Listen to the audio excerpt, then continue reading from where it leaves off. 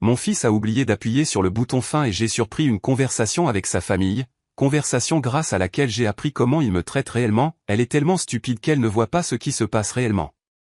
Alors, j'ai bloqué leur numéro et leur carte de crédit. J'ai toujours cru que la famille était sacrée. Puis mon fils David a oublié d'appuyer sur le bouton fin après notre appel hebdomadaire, et j'ai entendu la vérité. Elle est tombée dans le panneau? La voix de ma petite fille Iris était claire comme de l'eau de roche. Mort à l'hameçon, ligne et plomb, répondit David, la voix durcie par le mépris. Mon Dieu, j'en ai marre de faire semblant de m'intéresser à son club de jardinage stupide. Une fois qu'on lui aura fait signer la maison, renchérit mon petit-fils Tyler, on pourra la larguer quelque part d'abordable. Alors mon fils, mon unique enfant, Harry. Maman est trop stupide pour voir ce qui se passe réellement. Je suis resté figé à ma table de cuisine, la tasse de thé à mi-chemin de mes lèvres, alors que 5 années de schéma suspect se cristallisaient soudain en une parfaite et terrible clarté. Cette nuit-là, j'ai bloqué leur numéro. Le lendemain matin, j'ai annulé leur carte de crédit. À la fin de la semaine, j'avais contacté mon avocat.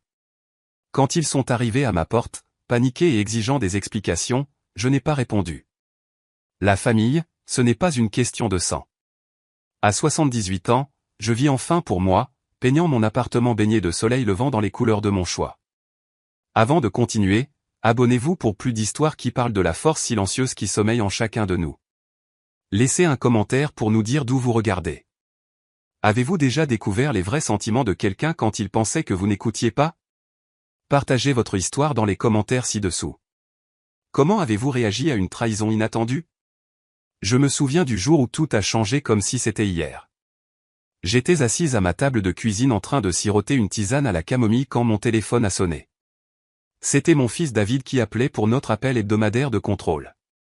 À 78 ans, j'étais habitué à ces appels préventifs. Ils n'étaient pas chaleureux, à proprement parler, mais ils étaient réguliers. Un lien avec la famille que je voyais rarement. « Bonjour David », ai-je répondu en essayant de ne pas laisser transparaître l'enthousiasme dans ma voix. « Salut maman », a-t-il répondu, la voix distraite comme toujours. « Comment te sens-tu aujourd'hui ?» Nous avons bavardé de tout et de rien, du temps qu'il faisait, de mon club de jardinage, des dernières réalisations de ses enfants. C'était une conversation agréable et superficielle que nous avions perfectionnée au fil des ans. Je lui ai parlé des nouvelles roses que j'avais plantées, et de la façon dont Madame Abernathy, qui habite 2 portes plus loin, avait complimenté ma pelouse. Il a fait des bruits d'intérêt appropriés, bien que je puisse l'entendre taper sur son ordinateur en arrière-plan. « Et comment vont les peintures » a-t-il demandé, une question qu'il se souvenait toujours d'inclure, bien qu'il n'ait vu aucune de mes aquarelles depuis plus d'1 an. « Oh, juste magnifique » ai-je dit. Je travaille sur une série de paysages du parc. Le professeur d'art dit que j'ai un bon œil pour la composition. C'est génial maman, vraiment génial. Le silence qui a suivi m'a paru lourd, expectatif. Je l'ai comblé comme je le faisais toujours en posant des questions sur son travail, sur Nathalie, sur les petits-enfants. Il a répondu à chacune avec une brièveté croissante. Ma vie était devenue si calme depuis le décès d'Hector. Le tic-tac de l'horloge grand-père dans le couloir semblait devenir plus fort à chaque année qui passait. J'avais pris l'habitude de laisser la télévision allumée juste pour faire du bruit de fond, bien que je la regarde rarement. Les réunions du club de jardinage le mardi et mon cours d'aquarelle le jeudi étaient les moments forts de ma semaine. Des points lumineux de contact humain dans le vide qui s'étendait de mes journées. Mon petit ranch était propre et confortable. Mais parfois, le soir, je me surprenais à errer de pièce en pièce, touchant les affaires d'Hector, ses lunettes de lecture toujours sur sa table de chevet, son pull préféré que je ne pouvais me résoudre à donner. Le silence me pressait et je mettais un de nos vieux disques, dansant seul dans le salon sur les chansons sur lesquelles nous avions l'habitude de nous balancer ensemble. « Maman, tu es toujours là. » La voix de David m'a ramené au présent. « Oui, désolé mon chéri, je pensais juste à ce que j'allais faire à dîner. »« Tu manges correctement, n'est-ce pas ? Pas seulement du thé et des toasts. »« Bien sûr, ai-je menti. Parfois, il ne semblait presque plus valoir la peine de cuisiner pour une seule personne. »« Bien, eh bien, je devrais y aller, conférence téléphonique dans 5 minutes. »« Bien sûr, mon chéri, à la même heure la semaine prochaine. »« Bien sûr maman, prends soin de toi. » L'appel s'est terminé et je suis resté assise là à tenir le téléphone pendant un long moment après, comme si une certaine chaleur pouvait encore en émaner, un certain lien avec mon unique enfant. J'ai soupiré et suis retourné à mon thé, maintenant tiède. Dehors, la lumière de l'après-midi s'évanouissait, projetant de longues ombres sur mon petit jardin. Une autre journée presque terminée. Je n'avais pas toujours été aussi seul. Il fut un temps où cette maison, enfin pas cette maison, mais notre maison avait été remplie de rires et de bruit. Les dîners du dimanche avec David, Nathalie et les petits-enfants étaient des affaires chaotiques, avec Hector au barbecue et tout le monde qui parlait en même temps. Iris avait été une enfant si douce, m'apportant toujours des pissenlits de la cour. Et Tyler avait suivi son grand-père comme un chiot dévoué, apprenant à utiliser les outils et à réparer les choses. Mais c'était avant que le cancer n'emporte Hector, avant que le silence ne descende, avant que ma famille ne devienne des voix au téléphone plutôt que des corps autour de ma table. J'ai rincé ma tasse de thé dans l'évier et jeté un coup d'œil au calendrier sur le mur. Le club de jardinage demain. Quelque chose à attendre avec impatience au moins.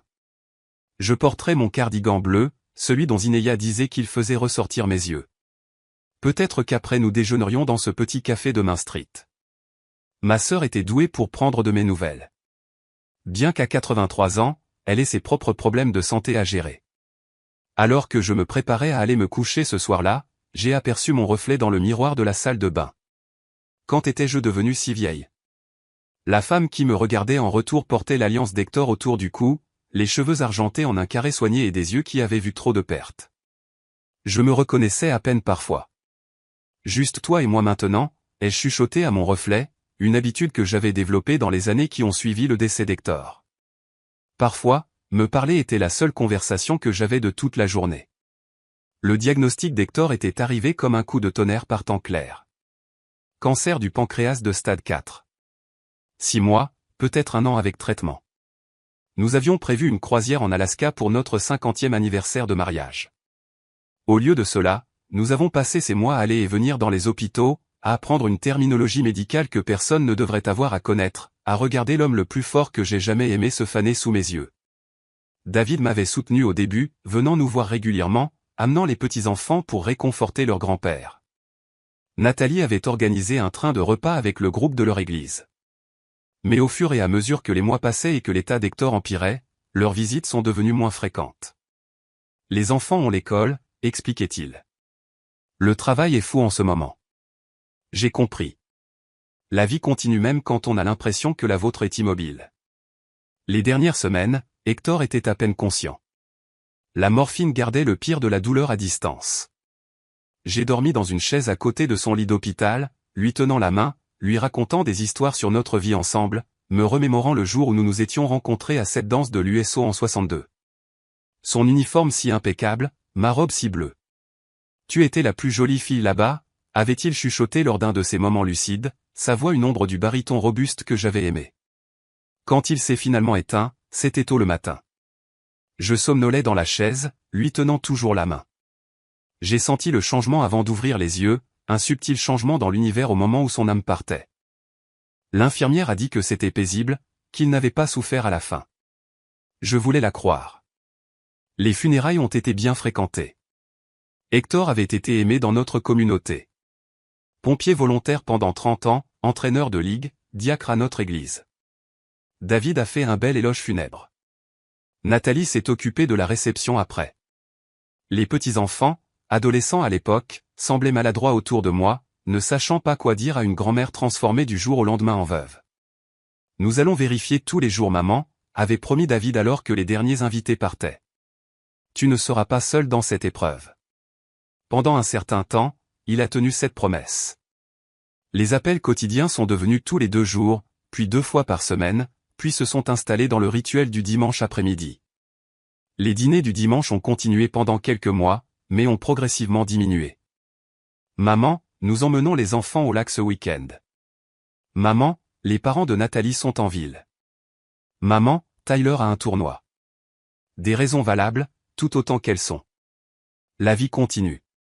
Je me suis agité dans notre grande maison coloniale à 2 étages. Une maison conçue pour une famille, pas pour une vieille femme solitaire. Les escaliers sont devenus de plus en plus difficiles avec mes genoux arthritiques. Le travail de jardinage qu'Hector avait aimé est devenu un fardeau écrasant. Les impôts fonciers entamaient mes revenus fixes. Quand David a suggéré que je songe à réduire mes dépenses, cela avait un sens pratique. Tu n'as pas besoin de tout cet espace, maman, a-t-il dit en montrant du doigt le salon où les photos de son enfance ornaient encore les murs. Et les capitaux propres que tu as accumulés te donneraient un bon pécule pour la retraite. Le marché immobilier était fort cette année-là. La maison s'est vendue en une semaine, bien au-dessus du prix demandé. J'ai trouvé un charmant ranch de plein pied dans un quartier calme avec un jardin facile à entretenir et pas d'escalier à monter. David m'a aidé à déménager, organisant quels meubles garder, lesquels vendre, lesquels donner. Que comptes-tu faire avec le produit de la vente de la maison, a-t-il demandé alors que nous trions les outils d'Hector dans le garage. Tu devrais parler à un conseiller financier, t'assurer que cela travaille pour toi. Je n'y avais pas vraiment pensé, j'ai admis. Le mettre dans l'épargne, je suppose. David a froncé les sourcils. Ce n'est pas très stratégique, maman. Les taux d'intérêt sont terribles en ce moment. Tu devrais envisager des investissements. Peut-être une hypothèque inversée sur la nouvelle maison pour libérer plus de capital. J'ai été touché par sa préoccupation pour mon bien-être financier. Je vais y réfléchir, ai-je promis. Le déménagement a été épuisant mais libérateur en quelque sorte. Réduire mes dépenses signifiait affronter une vie d'objets accumulés, décider ce qu'il était vraiment important de garder. Je me suis retrouvé à pleurer sur les choses les plus étranges. La collection d'allumettes d'Hector provenant des restaurants que nous avions visités. Les marques de taille des enfants sur l'encadrement de la porte de la cuisine qui ne pouvaient pas être transportées. Les rosiers qu'il entretenait si soigneusement et qui devaient être laissés derrière. Mais ma nouvelle maison, bien que plus petite, avait son charme.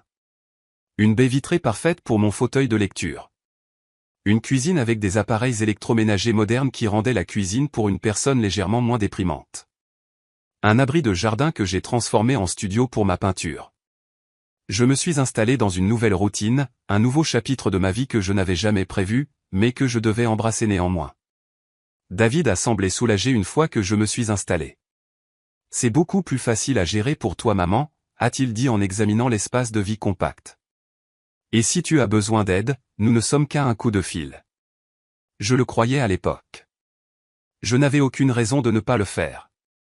Le premier indice que quelque chose n'allait pas est apparu environ 6 mois après mon emménagement dans le ranch. David a appelé un mardi au lieu de notre dimanche habituel.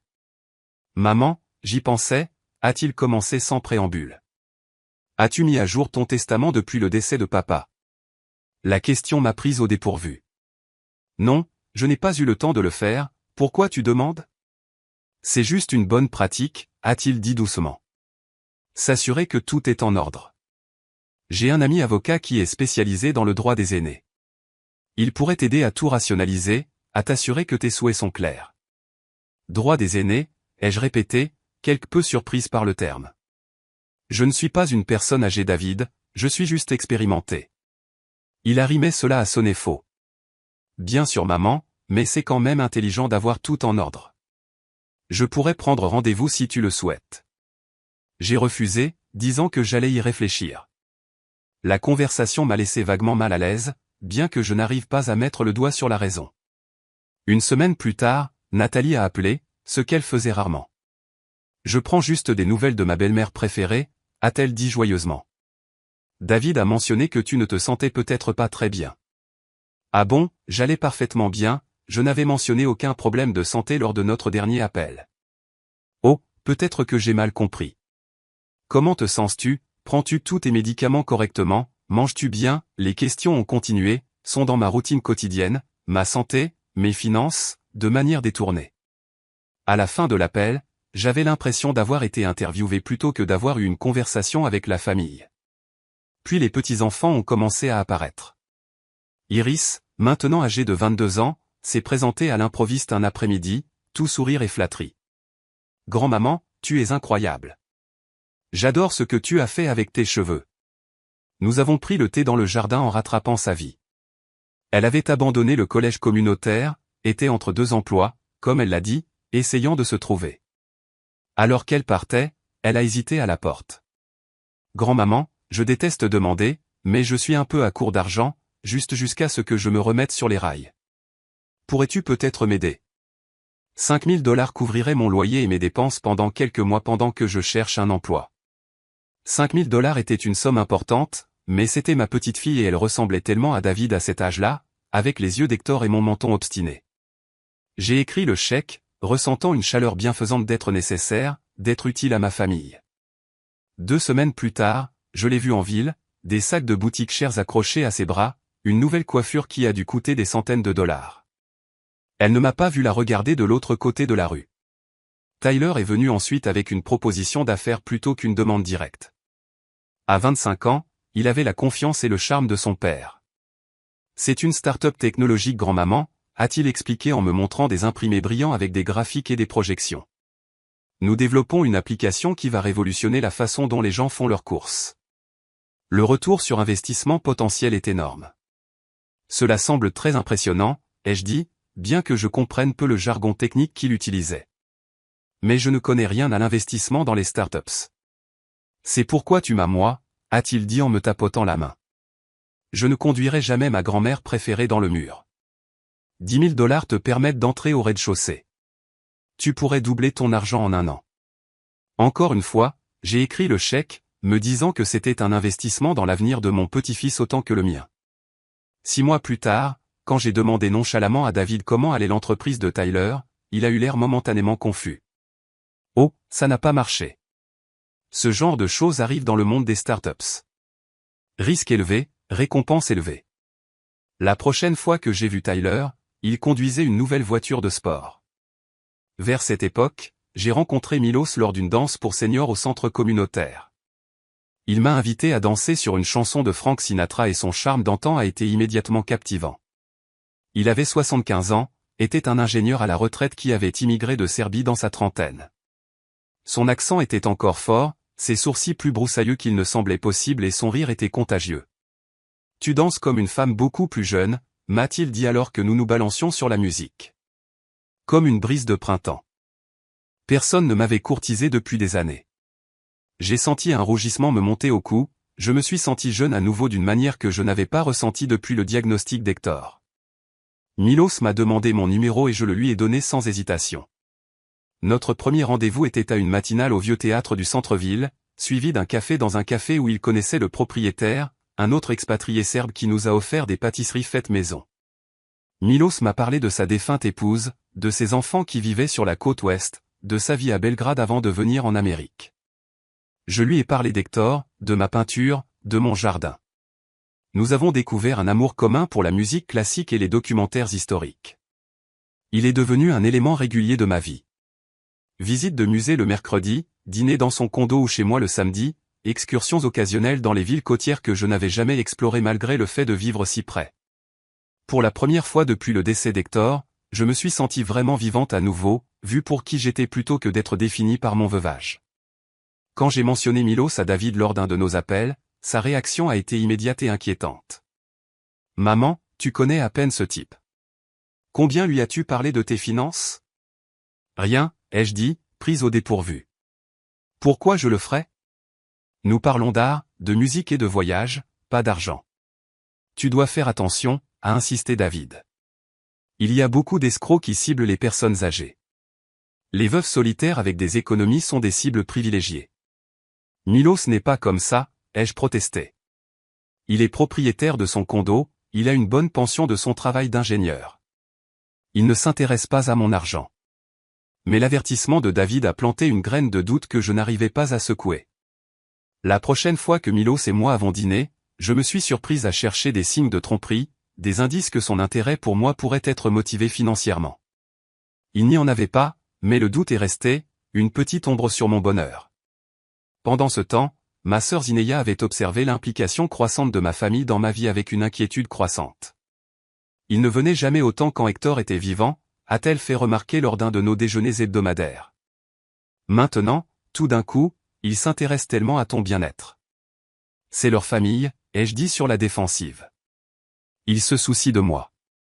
Zineya, de 5 ans mon aînée mais 2 fois plus perspicace, m'a jeté un regard qui disait qu'elle n'était pas convaincue. Fais juste attention vive. Tout le monde n'a pas tes meilleurs intérêts à cœur, même la famille.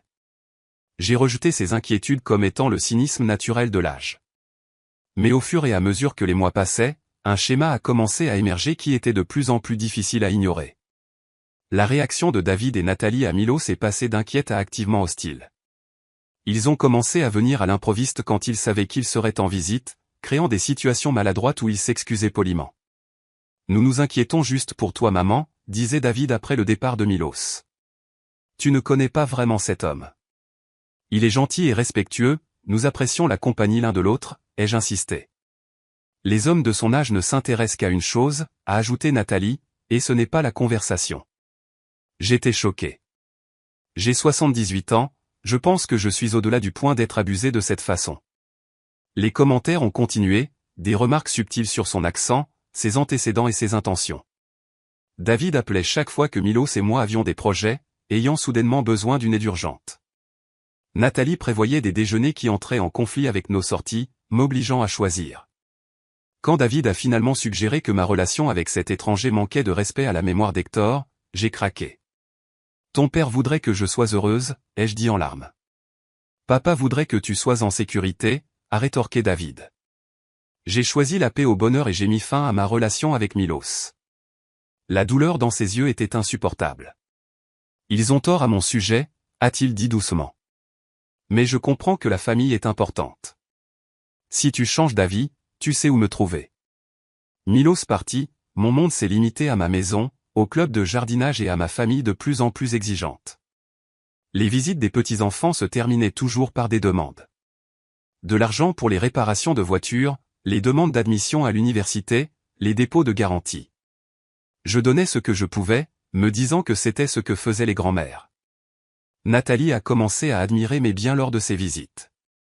Le collier de perles d'Hector, le service à thé en argent de ma mère, notre vase de mariage en cristal de Waterford. Cela serait parfait dans notre salle à manger, disait-elle en tenant chaque trésor. Petit à petit, mes biens précieux ont migré vers leur maison. J'ai rationalisé la situation. Ils hériteraient de ces choses de toute façon. Les allusions de David à des difficultés financières sont devenues plus directes. Les frais de scolarité de Tyler nous mettent à rude épreuve. La maison a besoin d'un nouveau toit. J'ai commencé à rédiger des chèques pour leurs dépenses, recevant chaque fois moins de gratitude et faisant face à plus d'attentes. Zinea a observé avec inquiétude. Vive, il te saigne à blanc, a-t-elle dit sans détour. Quand ont-ils rendu visite sans demander quelque chose?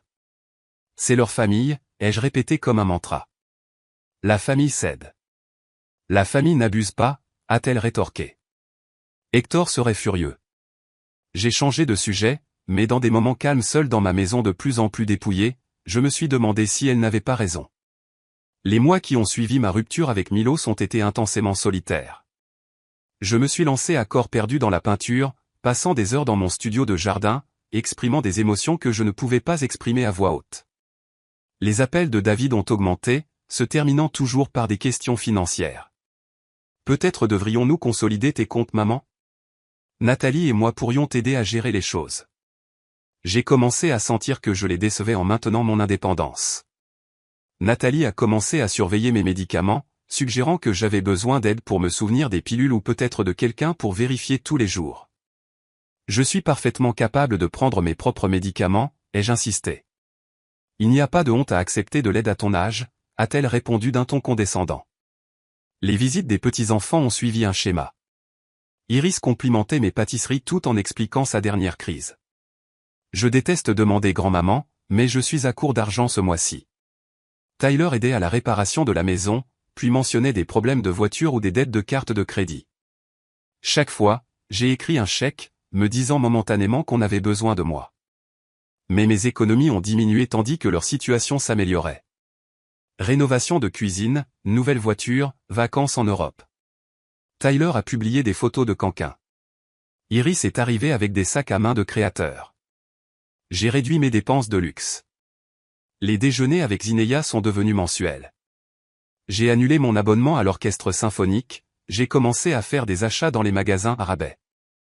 Zinea est devenue plus directe dans ses avertissements. Ils arrivent les mains vides et repartent les poches pleines. Ils traversent une passe difficile, ai-je défendu faiblement. T'ont-ils déjà remboursé pour quelque chose, a-t-elle défié. La vérité était que le remboursement n'avait jamais été discuté.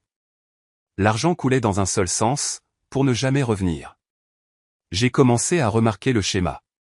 Ma famille arrivait toujours les mains vides et ne repartait jamais sans quelque chose. Le conflit interne est devenu insupportable.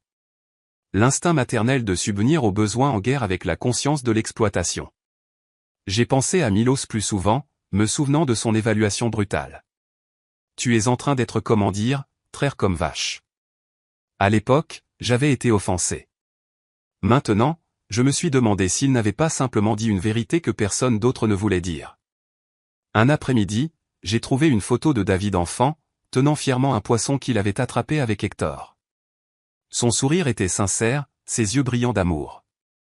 Je l'ai regardé, essayant de réconcilier ce garçon joyeux avec l'adulte calculateur qu'il était devenu. Le stress constant a eu des conséquences physiques. Perte de poids, insomnie, anxiété quand le téléphone sonnait. Tu as l'air épuisé, a dit Zinea lors d'un rare déjeuner. Cette situation te tue à petit feu. Je ne sais pas quoi faire, ai-je admis. Ce sont mes seuls proches en dehors de toi.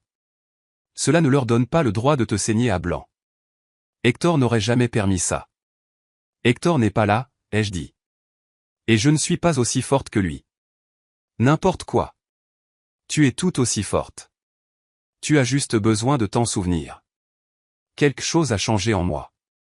S'il m'utilisait, ce n'était pas de ma faute. Je n'avais pas échoué en tant que mère. J'étais exploité par des personnes qui accordaient plus de valeur à l'argent qu'aux liens familiaux. J'ai commencé à dire non aux demandes financières. J'ai bien peur de ne pas pouvoir vous aider en ce moment. Les réactions ont été révélatrices. Confusion, puis irritation, puis colère. Mais grand-mère, tu as toujours aidé avant, a protesté Iris. Ma situation a changé. Je dois faire attention à mes dépenses. Les appels ont diminué. Les visites ont presque cessé. David, cependant, est devenu plus insistant. Maman, tu te sens bien? Peut-être devrions-nous rester quelques jours et aider à la maison. J'ai esquivé ces offres tout en faisant des recherches sur les protections financières pour les personnes âgées et en consultant l'ami avocat de Zinea. Je me préparais à ce qui allait suivre, soit capituler devant leurs exigences, soit les forcer à révéler leurs véritables intentions. C'était un mercredi après-midi quand David a appelé en dehors de notre horaire habituel.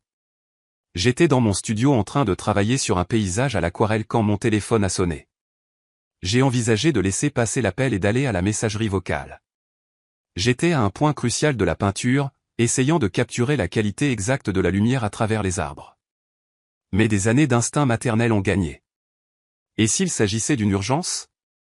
Allô David, ai-je répondu en essayant de ne pas laisser transparaître la lassitude dans ma voix. Salut maman, a-t-il répondu, son ton inhabituellement optimiste. Comment te sens-tu aujourd'hui? Nous avons discuté de tout et de rien. Du temps qu'il faisait, de mon club de jardinage, des dernières réalisations de ses enfants. C'était une conversation agréable et superficielle que nous avions perfectionnée au fil des ans. Mais il y avait un courant sous-jacent d'attente dans sa voix, une excitation à peine contenue qui me mettait mal à l'aise. Finalement, il est venu au fait. Oh, au fait maman, nous prévoyons un dîner spécial la semaine prochaine pour l'anniversaire de Tyler. Tu viendras, n'est-ce pas? J'ai été surprise par l'invitation. Cela faisait des mois que je n'avais pas été incluse dans une réunion de famille. Bien sûr, ai-je dit, vraiment ravi. Que puis-je apporter? Juste toi, a répondu David rapidement. Nous nous occupons de tout. C'est dans ce nouveau steakhouse du centre-ville, celui que Tyler a toujours voulu essayer. Cela semble charmant, ai-je dit, calculant mentalement ce que je pouvais me permettre d'offrir comme cadeau. Mon budget était plus serré ces jours-ci, mais un anniversaire était un anniversaire. Peut-être une belle chemise ou un livre sur cette période historique qui l'intéressait récemment. Oh et maman, a ajouté David, sa voix prenant ce ton particulier que j'avais appris à reconnaître. Légèrement hésitant, légèrement apologétique, le prélude à une demande financière.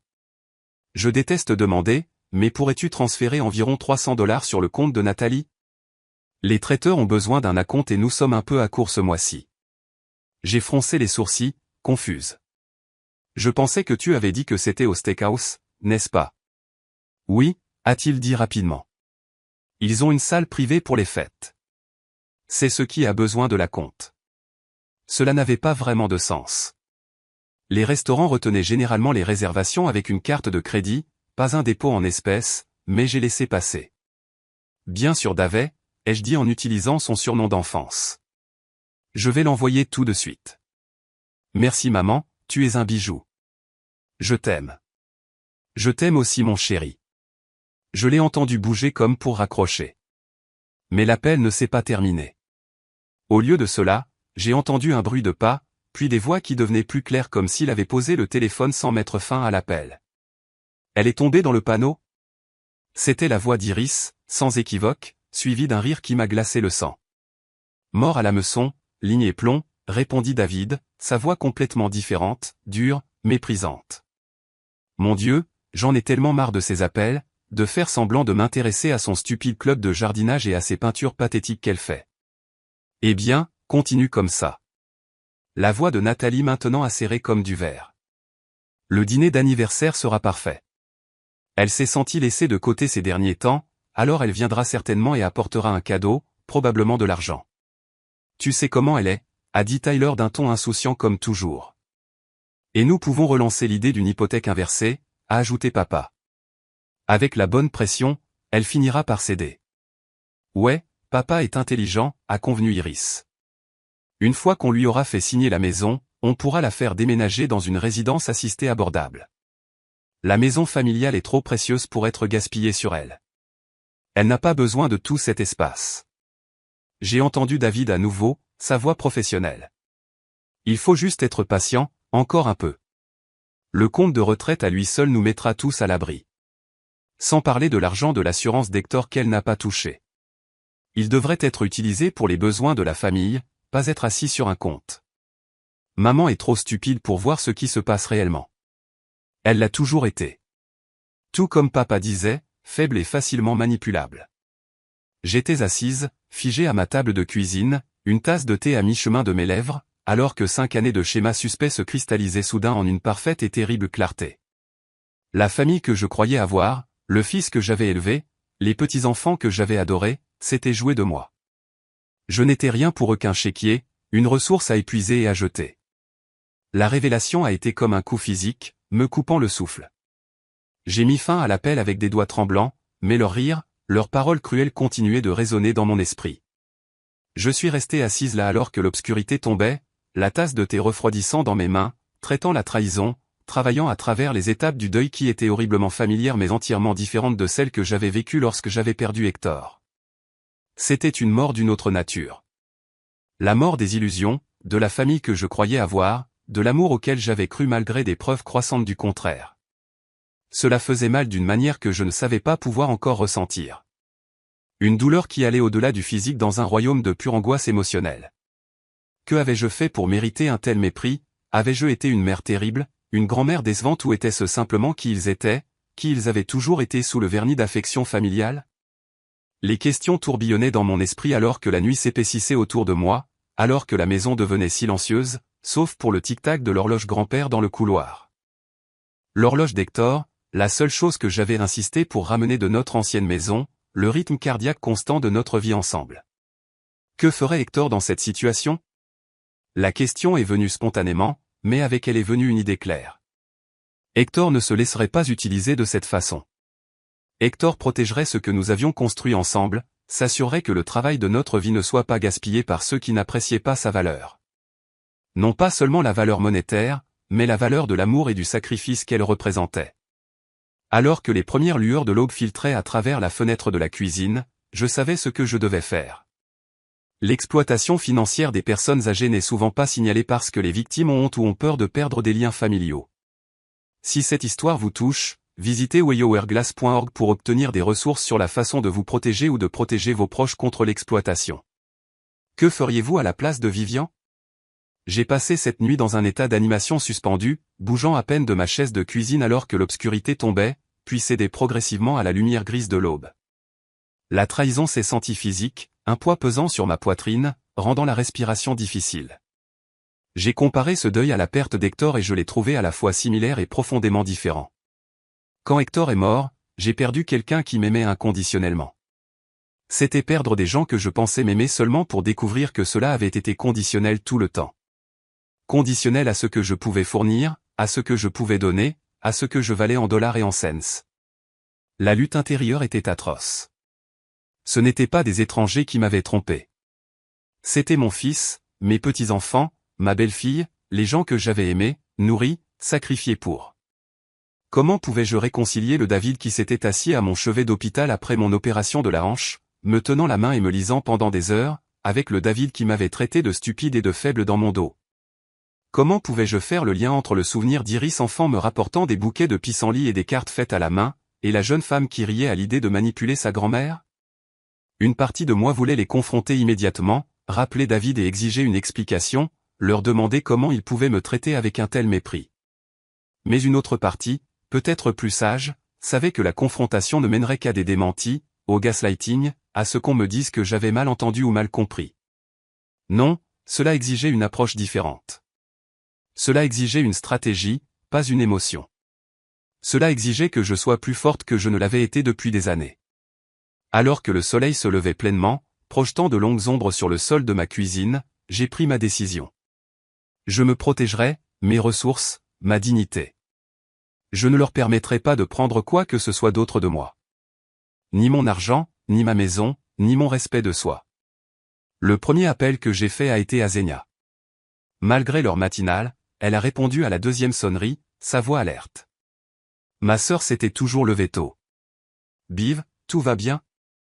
Non, ai-je dit simplement, puis les mots se sont déversés de moi. Tout ce que j'avais entendu, tous les commentaires cruels, tous les plans calculés pour me séparer de mes biens. Au fur et à mesure que je parlais, ma voix devenait plus ferme, ma résolution plus forte. Nommer la trahison à voix haute a en quelque sorte diminué son pouvoir sur moi.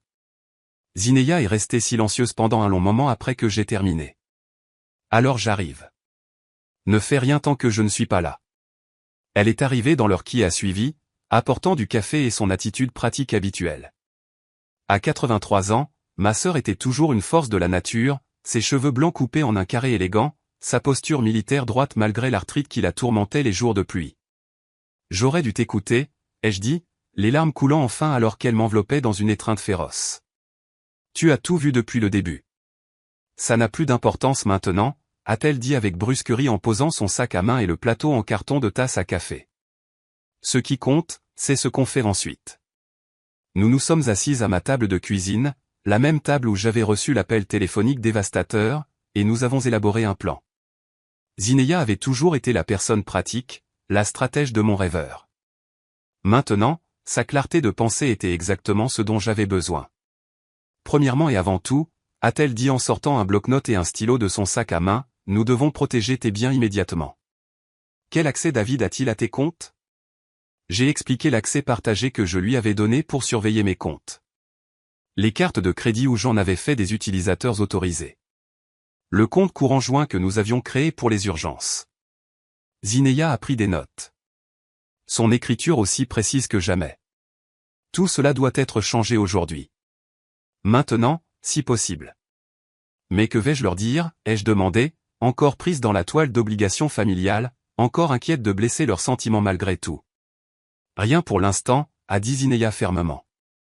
Nous sécurisons tes finances d'abord, puis nous décidons comment gérer la confrontation. Vive, a-t-elle dit en prenant mes mains et les siennes, ses yeux bleus si semblables aux miens, si semblables à ceux de notre mère, tenant mon regard fixement, ta gentillesse n'est pas une faiblesse. C'est leur perte, pas la tienne. Nous allons réparer ça ensemble.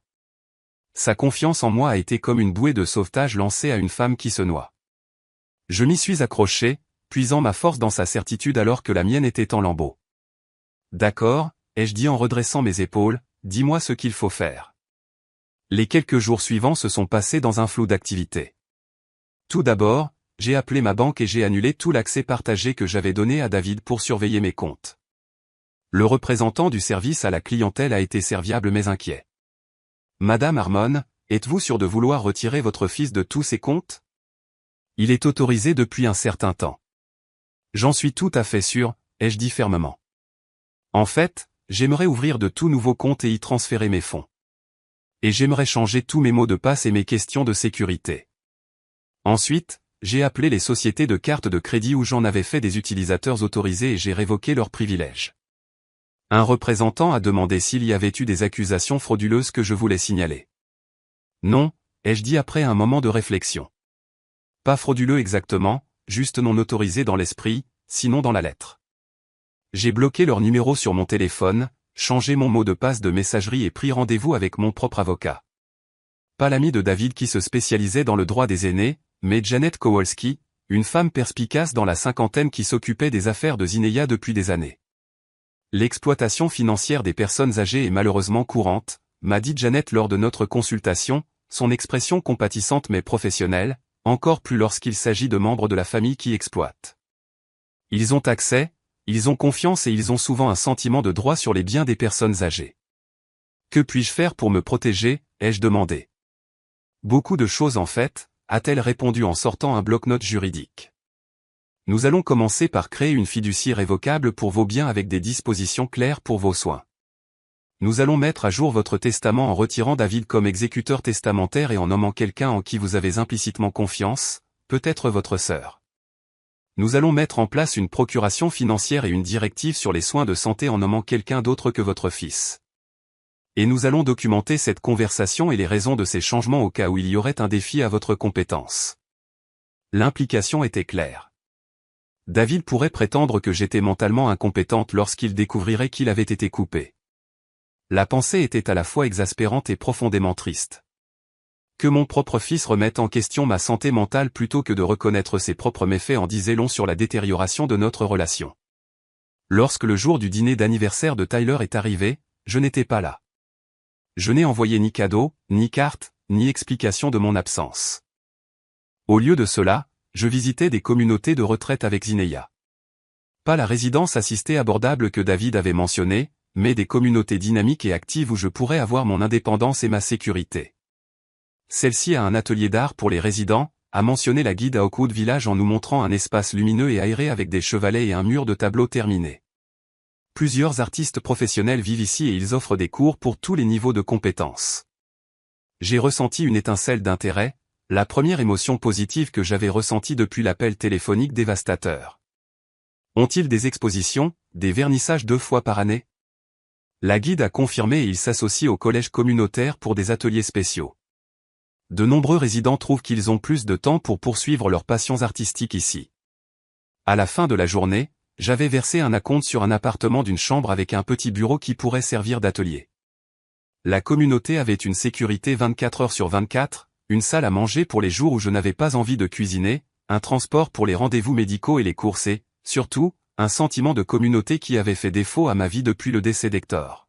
« Es-tu sûr de ça ?» a demandé Zineia alors que nous rentrions à la maison en voiture. « C'est un grand changement. »« J'en suis sûr, » ai-je dit, me sentant plus certaine à chaque kilomètre qui passait. « J'ai besoin d'un nouveau départ quelque part où ils ne peuvent pas me trouver facilement. Quelque part où je peux construire une nouvelle vie. » Les appels d'urgence ont commencé ce soir-là. D'abord David, puis Nathalie, puis même Tyler et Iris. Des messages vocaux, des textos, des courriels, tous plaidant la confusion, prétendant un malentendu. Lorsque je n'ai pas répondu, ils ont commencé à se pointer chez moi, frappant à ma porte à toute heure. Je suis resté avec Zineia jusqu'à l'arrivée du camion de déménagement. Nous avons engagé un service de sécurité pour superviser l'emballage et le déménagement au cas où David ou les autres tenteraient de s'immiscer. Ils ne l'ont pas fait. Mais la voiture de David a roulé lentement devant la maison de Zineia à plusieurs reprises pendant mon séjour, un rappel silencieux que ce n'était pas fini. J'ai appelé un agent immobilier au sujet de la vente de ma maison, selon mes conditions. Une fois vendue, j'ai placé l'argent dans les fiducies soigneusement structurées que Janet avait mises en place avec des dispositions claires pour mes soins et des instructions précises sur qui pouvait et ne pouvait pas accéder au fonds. Le plus difficile a été de changer mon numéro de téléphone, mon adresse électronique, de disparaître essentiellement de la vie que j'avais connue. Mais c'était nécessaire. Comme Janet l'avait expliqué, parfois la seule façon d'arrêter l'exploitation financière est de vous retirer complètement de la portée de l'exploiteur. Je n'ai laissé aucune adresse de réexpédition, aucun moyen pour eux de me trouver facilement. Cela semblait extrême, mais après avoir entendu leurs vrais sentiments, leurs vraies intentions, je savais que c'était la seule façon de me protéger, financièrement et émotionnellement. Le jour où j'ai déménagé à Oakwood Village a été doux amer. Zineia m'a aidé à organiser mes meubles, à accrocher mes tableaux, à installer mon nouvel atelier. L'appartement était plus petit que ma maison, mais parfaitement adéquat à mes besoins. Les fenêtres orientées à l'est dans le salon seraient parfaites pour les séances de peinture matinale. tu seras heureuse ici, a dit Zinaya alors que nous partagions une tasse de thé sur mon nouveau balcon donnant sur un jardin bien entretenu où les résidents travaillaient parmi les parterres de fleurs. Je le sens. Je le pense aussi, ai-je dit et je le pensais vraiment. Pour la première fois depuis des années, j'ai ressenti une sensation de possibilité, d'un avenir qui m'appartenait à moi seul, qui n'était pas défini par ce que les autres voulaient de moi ou attendaient de moi. Cette nuit-là, seul dans ma nouvelle maison, j'ai pleuré pour ce que j'avais perdu. Pas l'argent ou les biens, mais l'illusion de la famille, la croyance que j'étais aimé pour qui j'étais plutôt que pour ce que je pouvais offrir. C'était un deuil nécessaire, un abandon de ce qui n'avait jamais vraiment existé sauf dans mon imagination pleine d'espoir. Mais alors que je déballais mes fournitures de peinture, installant mon chevalet près de la fenêtre orientée à l'est où la lumière du matin serait parfaite, j'ai senti autre chose grandir à côté du deuil. Une détermination tranquille, un sentiment de reprendre ma vie à mes propres conditions. J'avais 78 ans, mais je n'avais pas encore fini. Pas du tout. Mon nouvel appartement dans la résidence pour personnes âgées est orienté à l'est, parfait pour les séances de peinture matinale. La lumière entre à flot par les grandes fenêtres, illuminant mon chevalet et la toile sur laquelle je travaille. Un paysage du jardin visible de mon balcon. Les couleurs sont vibrantes et vivantes d'une manière que mes œuvres antérieures n'avaient jamais tout à fait atteinte. Cela fait 6 mois que j'ai disparu de mon ancienne vie. 6 mois de reconstruction, de guérison, de découverte de qui je suis quand je ne suis pas défini par mes relations avec les autres. Pas comme la femme d'Hector, pas comme la mère de David, pas comme la grand-mère d'Iris et de Tyler, mais simplement comme moi-même, Vivien Harmon, artiste, jardinière, survivante. La transition n'a pas été facile. Il y a eu des nuits où je suis resté éveillé à me demander si j'avais trop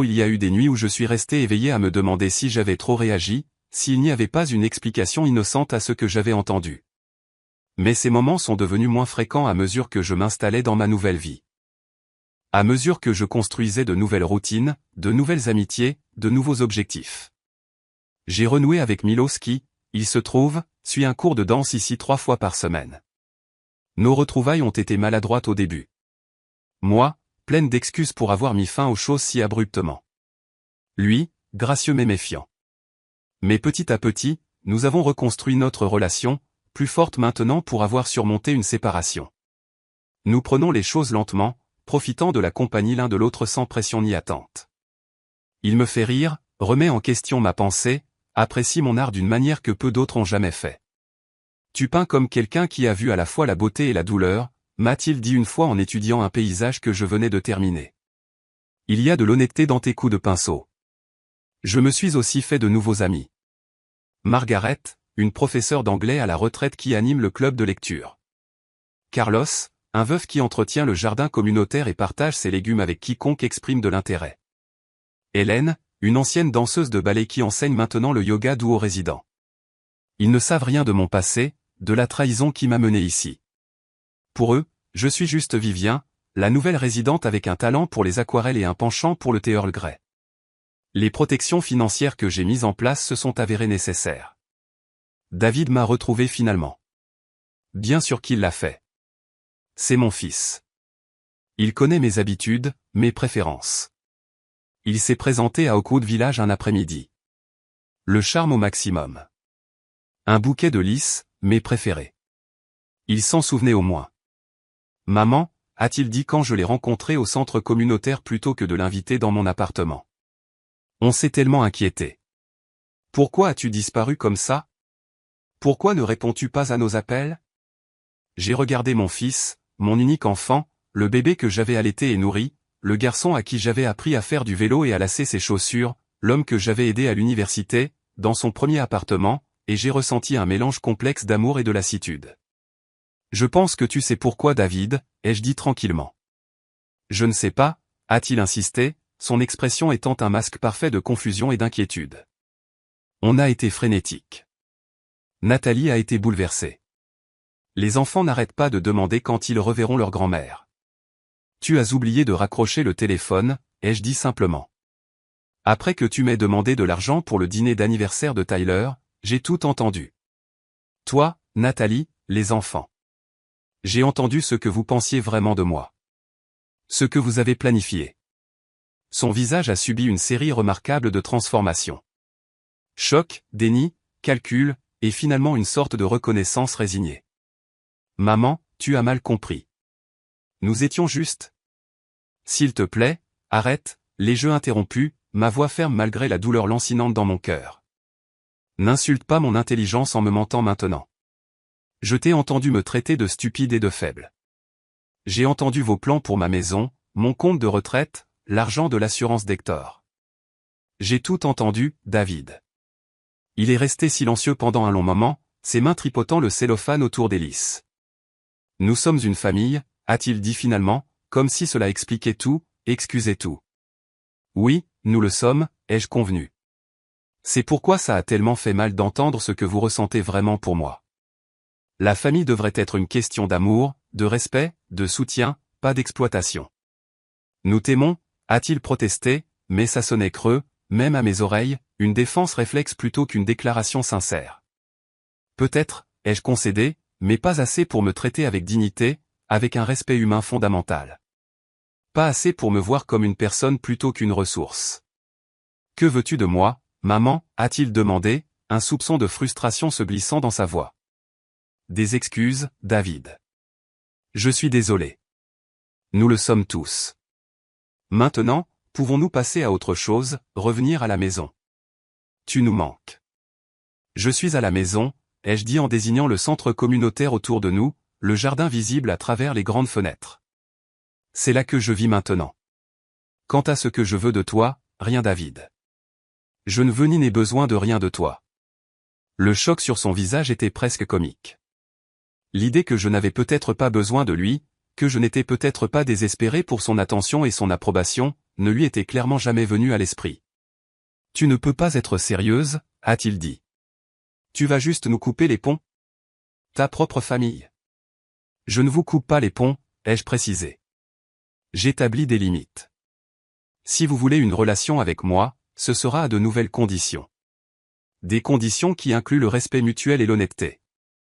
Plus de demandes financières, plus de manipulation, plus de me traiter comme si j'étais incompétente ou stupide. Et si nous ne sommes pas d'accord avec ces conditions, a-t-il défié, un soupçon de la dureté que j'avais entendu dans sa voix lors de cet appel téléphonique fatidique transparaissant à travers le vernis d'inquiétude. Alors, nous n'avons pas de relation, ai-je dit simplement. C'est votre choix. Il est parti sans rien résoudre. L'hélice abandonnée sur la table entre nous. Je n'ai pas eu de nouvelles de lui directement depuis, bien que Nathalie ait appelé une fois, sa voix mielleuse de fausse inquiétude, demandant si je recevais l'aide dont j'avais besoin. Tyler a envoyé un texto suggérant que nous parlions de ce qui se passait vraiment. Iris a laissé un message vocal plein de larmes et de reproches sur la façon dont j'avais abandonné la famille. Je n'ai répondu à aucun d'eux. La balle est dans leur camp maintenant. S'ils veulent une relation authentique basée sur l'amour plutôt que sur le gain financier, ils savent où me trouver. Je ne retiens pas mon souffle, mais j'ai laissé la porte entr'ouverte, juste au cas où. Parfois, je pense à eux. David et sa famille. Je me demande s'ils m'ont jamais vraiment aimé ou si j'ai toujours été une ressource à gérer, un chéquier avec un rythme cardiaque. J'espère que les petits-enfants pourraient un jour devenir de meilleures personnes que leurs parents. Pourraient reconnaître le vide d'une vie construite sur le fait de prendre plutôt que de donner. Mais je n'attends plus près du téléphone. Au lieu de cela, je me concentre sur la vie que je construis ici. J'ai rejoint un groupe d'art plus sérieux, j'ai même vendu quelques tableaux lors de l'exposition biannuelle de la communauté. J'ai commencé à faire du bénévolat à l'école primaire locale, enseignant l'art à des élèves de 3e année qui abordent leur toile avec une joie sans complexe.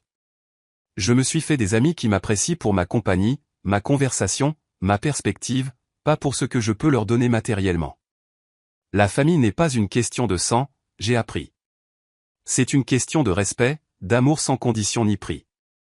Zineya me rend visite chaque semaine, apportant des potins et des pâtisseries de la boulangerie que j'aime. Milos et moi dînons tous les samedis, à tour de rôle pour cuisiner ou essayer de nouveaux restaurants en ville.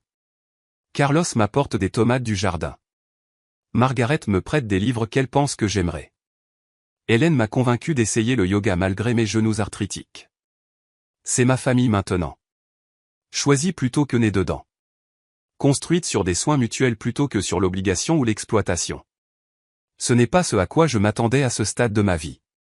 Pas l'avenir que nous avions planifié quand Hector et moi étions assis sur notre porche à discuter de la retraite en regardant David jouer avec ses enfants sur notre pelouse.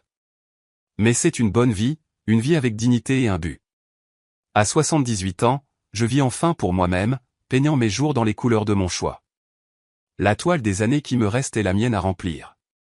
Non plus un arrière-plan pour les désirs des autres, mais une œuvre d'art à part entière, vibrante de possibilités, riche d'une sagesse durement acquise. Chaque matin, alors que le soleil se lève et que la lumière inonde mes fenêtres orientées à l'est, j'installe mon chevalet, je choisis mes pinceaux et je recommence.